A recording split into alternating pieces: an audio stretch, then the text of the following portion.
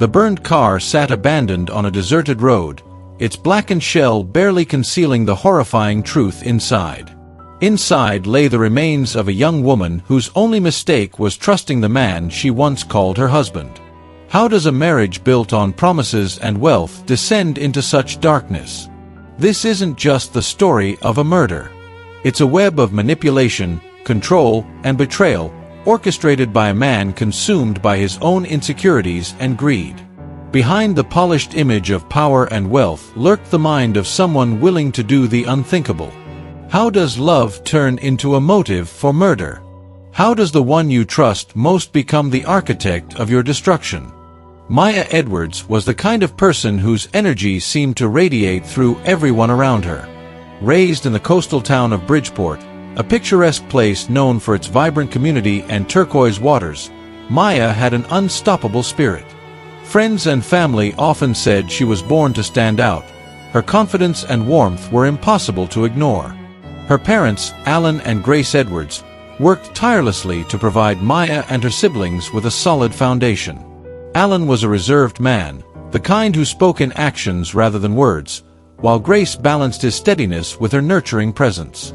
Together, they taught Maya the value of resilience and the importance of staying true to herself. Even as a child, Maya's magnetic personality was evident. Whether she was playfully organizing backyard performances for the neighborhood kids or charming her teachers with her sharp wit, Maya always left a lasting impression.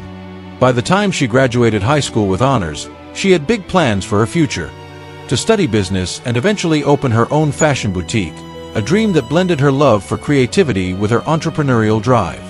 Maya's social media presence was an extension of her vibrant life. Her feed was filled with playful videos, candid moments, and snapshots of her smiling with friends. Her quick humor and authenticity gained her a small but loyal following, and it was clear she had a gift for connecting with people. But beneath the optimism and charm, Maya's mother often sensed a fragility that came with her ambitions. Grace, ever the protective parent, would remind her, "Not everyone is going to celebrate your success. Be careful who you trust." Maya, with her head full of dreams, would always laugh it off. "Mom, I've got this," she'd say, her confidence unwavering. Her father, however, was less inclined to let things slide. "You're smart, Maya, but the world isn't always kind," he'd warn, his tone firm but loving. His protectiveness stemmed from a deep fear he couldn't fully articulate, but one that would later prove justified. Maya's path crossed with a man who would forever alter her life: Ethan Kane, a prominent businessman in his early 50s, known for his commanding presence and considerable wealth. To Maya, Ethan seemed like the embodiment of success, offering her a glimpse into a world she'd only dreamed of. To him, Maya was youthful, vibrant, and full of potential, a reflection of everything he wanted to possess. At first, the relationship was dazzling. Ethan showered her with gifts, trips to luxurious destinations, and promises of a future together. But over time, Maya's bright spirit began to dim. Friends noticed she was less carefree, her laughter a little less frequent. What no one could see was how her life had begun to unravel behind closed doors.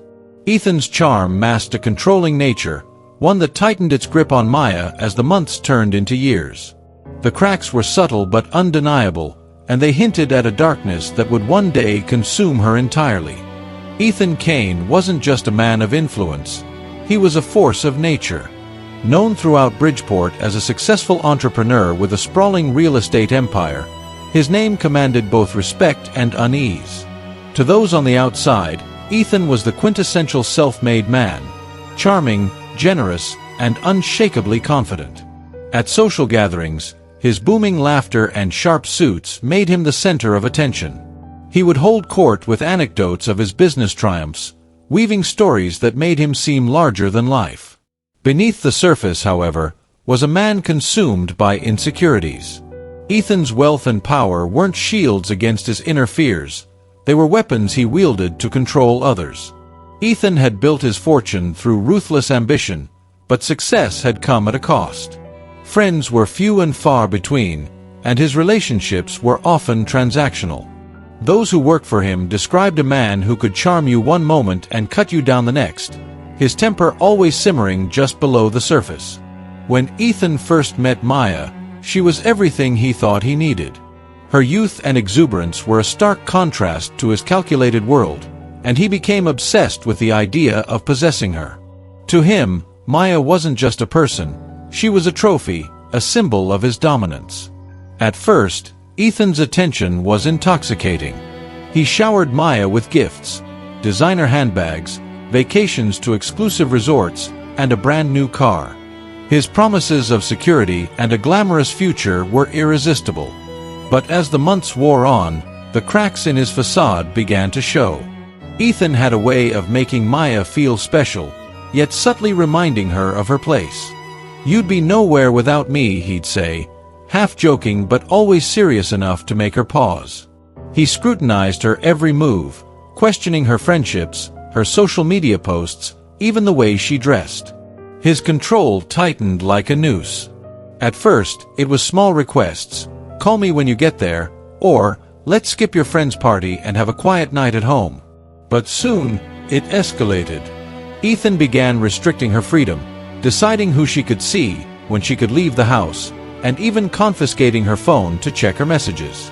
Maya's once vibrant personality began to shift under the weight of his demands. Friends noticed her pulling away, her laughter less frequent and her energy subdued. Ethan, however, saw this as a victory. The more he controlled her, the more secure he felt in their relationship. But Ethan's insecurities ran deeper than Maya could have known. His fear of losing her consumed him. To the outside world, he remained the charismatic businessman, but inside, he was unraveling. Every smile she gave to someone else, every moment she spent away from him, was a threat to the fragile illusion of control he had built. Ethan's love for Maya had never been about partnership, it was about possession. And as his grip on her tightened, it was only a matter of time before his need for dominance turned deadly. Maya's heart raced every time she saw Aiden. Their relationship had grown from whispered conversations in quiet corners to secret meetings under the stars. Aiden was a breath of fresh air in her suffocating world, someone who reminded her of the person she used to be. He would listen as she poured her heart out about Ethan's controlling ways, her voice trembling with fear and frustration. "I can't keep living like this," Maya confessed one evening as they sat by the water, the moonlight reflecting off the gentle waves. "It's like I'm a prisoner in my own life." Aiden reached for her hand, his grip firm but comforting. "You're stronger than you think, Maya. You don't deserve this. You don't have to stay." But leaving Ethan wasn't just about walking away. Maya knew too much about the man she once trusted. His temper, his power, his connections, every detail added to the cage she felt trapped in. "He'll never let me go," she whispered, her voice breaking. Ethan's paranoia was growing by the day. The private investigator he hired didn't just deliver facts, he delivered proof. Photos of Maya and Aiden together, stolen moments that sent Ethan into a rage. He studied every image, his mind churning with dark thoughts. To Ethan, this wasn't just infidelity, it was betrayal of the highest order. He saw Maya's actions as a direct affront to his power, his authority. "She thinks she can humiliate me," he muttered to himself late one night, pacing his study. "She doesn't get to make that choice." Ethan contacted one of his old business associates, a man with a reputation for solving problems quietly and efficiently. After a brief but tense conversation, Ethan handed over $100,000 in cash, a small price, he thought, to reclaim his pride. The associate, in turn, enlisted 2 men to carry out the job. Both were desperate for money and unbothered by the moral implications of their actions. Ethan didn't care who they were, as long as they were effective. He laid out the plan with cold precision, dictating every step as if he were drafting a business proposal. "Make it look random," Ethan instructed, his voice steady despite the storm brewing inside him. "No loose ends. Do you understand?" The men nodded, their faces blank. They didn't need to ask questions. The cash was reason enough to follow orders. As the days passed, Ethan's demeanor toward Maya shifted. He was eerily calm, even kind, his usual sharp remarks replaced with soft smiles and small gestures of affection. Maya wanted to believe it was genuine, that maybe things were finally getting better. But deep down, her instincts told her something was off.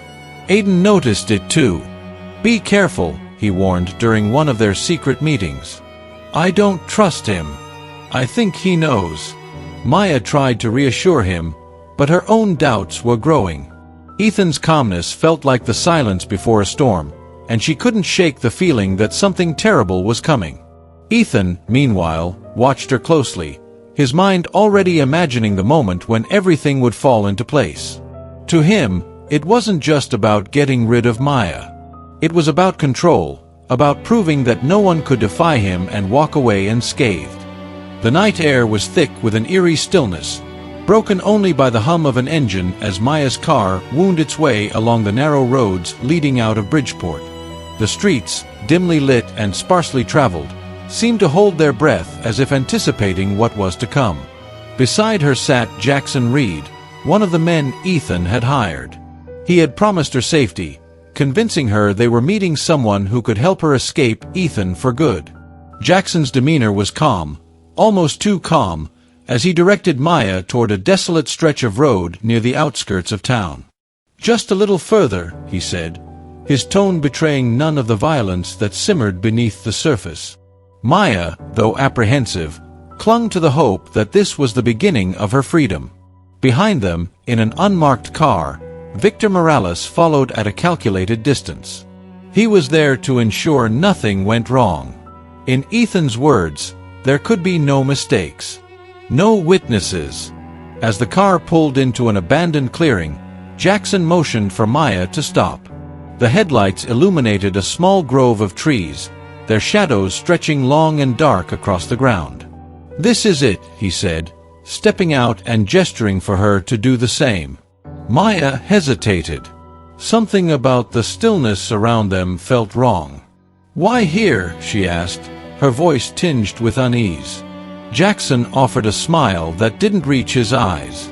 "It's safer. No one will find us here." The realization struck Maya too late. As she stepped out of the car, the sound of another vehicle pulling up behind them shattered the illusion of safety. She turned just in time to see Victor emerging from the shadows, his face hardened with purpose. "Wait. What's going on?" Maya's voice wavered as panic surged through her. Before she could react, Jackson grabbed her arm with a grip that bruised instantly. "It's nothing personal," he muttered, his voice low and cold. Maya's screams echoed into the night as she struggled against Jackson's hold. But Victor was already closing in, his hand pulling a blade from the waistband of his jeans. Maya's mind raced, her instincts screaming for her to run, to fight, to do anything to survive. The first strike came without warning, a sharp, searing pain in her side that stole her breath. She gasped, her body instinctively doubling over as the blood began to flow. "Why?" she choked out, her voice barely audible over the pounding of her heart. Jackson and Victor worked with brutal efficiency. Every movement was calculated, every blow designed to silence her struggle. Maya fought with everything she had, her nails clawing at Jackson's face, her feet kicking out desperately. But their strength overwhelmed her. As the knife plunged again and again, Maya's world blurred into a haze of pain and disbelief. Memories of Aiden, her parents, and the life she had dreamed of flashed before her eyes, each one a reminder of what was being stolen from her. Victor delivered the final blow, a vicious slash across her throat. Maya's body crumpled to the ground, her blood pooling beneath her in the dirt. The night fell silent once more, the only sound the ragged breathing of the two men who had carried out Ethan's orders. Jackson looked at Victor, his face pale. "Let's finish it," he said, his voice shaking.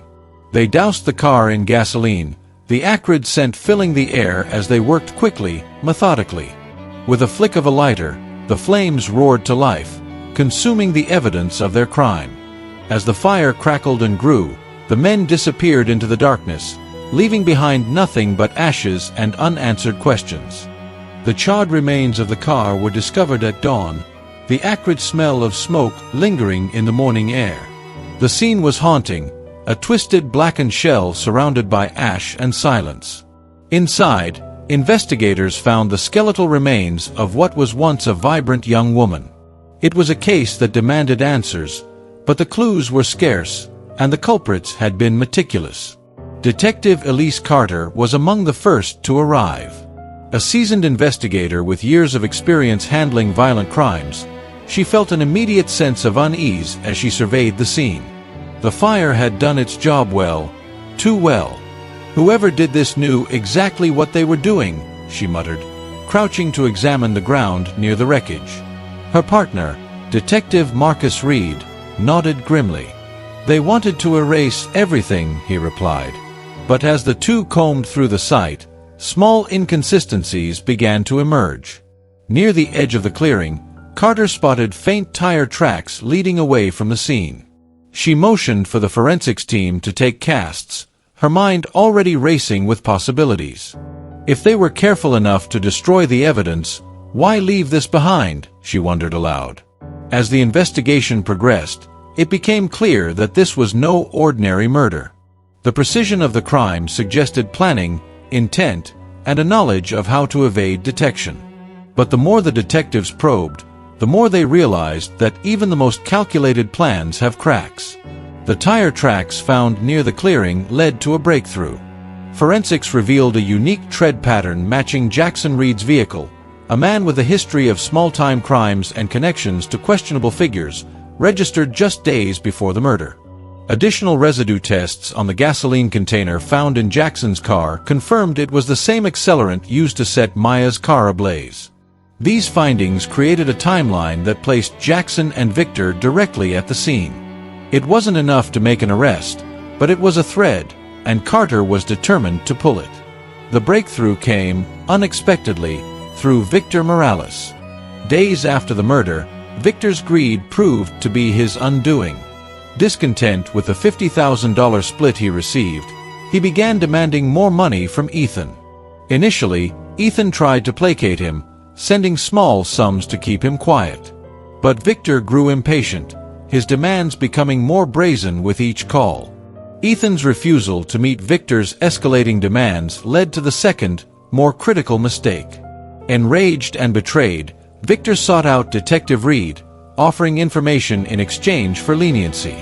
Sitting across the interrogation table, his face pale and his hands trembling, Victor recounted everything: the plan, the payment, and the murder. "I didn't want to do it," he insisted, his voice cracking. "But Jackson, he wouldn't let me back out. And Ethan, he made it clear what would happen if we failed." Victor's confession was a bombshell, but Carter knew they needed more.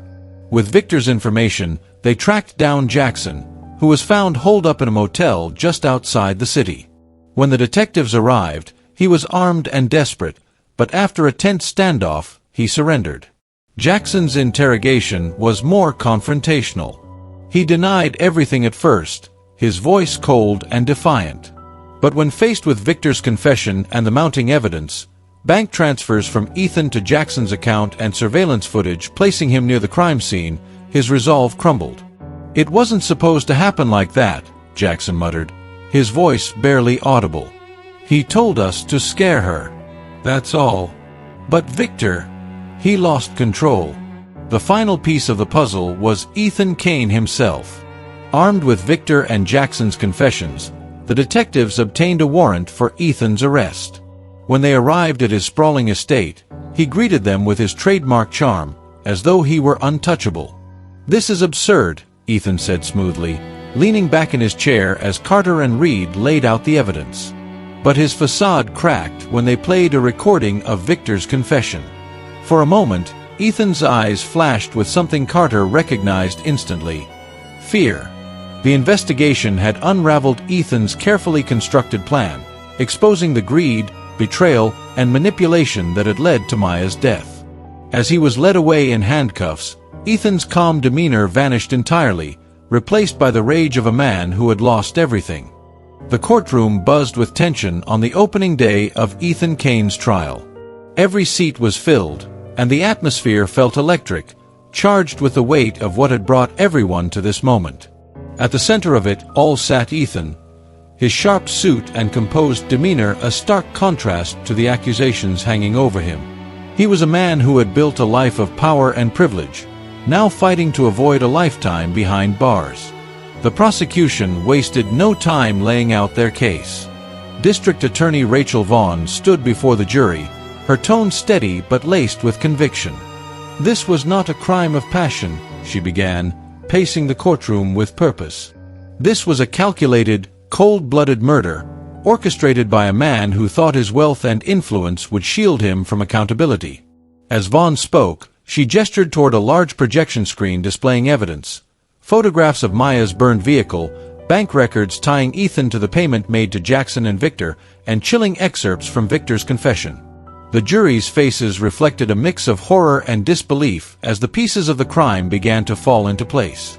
The prosecution called their star witnesses one by one. Victor Morales, pale and visibly shaken, took the stand first. His testimony was haunting, his voice cracking as he recounted Ethan's instructions. "He told us to make it look random, like a robbery. But it wasn't random, it was his plan from the start." Victor's account was followed by Jackson Reed's testimony, which was just as damning. "I didn't want to do it," he muttered under cross-examination, his eyes darting toward Ethan. "But he made it clear, if we didn't follow through, we'd be next." Forensic experts provided further clarity, breaking down the timeline of the crime with methodical precision. They detailed how the gasoline used to burn Maya's car matched a container found in Jackson's possession. Bank transfers from Ethan's account to Jackson's were presented, each transaction a nail in the coffin of Ethan's defense. The defense, led by the seasoned but visibly flustered attorney Daniel Hayes, attempted to dismantle the prosecution's narrative. Ethan sat stoic throughout, occasionally leaning over to whisper to Hayes, but his confident facade began to crumble as the days dragged on. Hayes argued that Victor and Jackson were unreliable witnesses, painting them as desperate men who had turned on Ethan to save themselves. "My client is not a saint," Hayes admitted during his closing argument. "But he is not a murderer. This entire case hinges on the word of two criminals with everything to gain by pointing the finger elsewhere." But the jury didn't waver. After weeks of testimonies, forensic revelations, and emotional accounts from Maya's family and friends, the weight of evidence was overwhelming. The courtroom fell silent as the foreperson stood to deliver the verdict. On the charge of first-degree murder, we find the defendant, Ethan Kane, guilty. Gasps echoed through the room, followed by muffled sobs from Maya's family.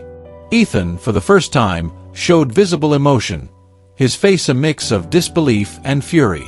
During sentencing, the judge's tone was resolute. This crime was not only heinous but also a stark abuse of power. You used your wealth and influence to destroy a young woman's life and nearly escape justice. For this, you will pay the ultimate price. Ethan was sentenced to life in prison without the possibility of parole. Victor and Jackson, having cooperated with the investigation, received reduced sentences of 20 years each. As Ethan was led out of the courtroom in handcuffs, his once confident stride was replaced with the shuffle of a broken man. Maya's family embraced one another, their tears a mix of relief and heartbreak. Justice had been served, but the void left by Maya's absence was one that could never be filled. Maya Edwards' story is a chilling reminder of how love, when weaponized, can lead to unimaginable betrayal.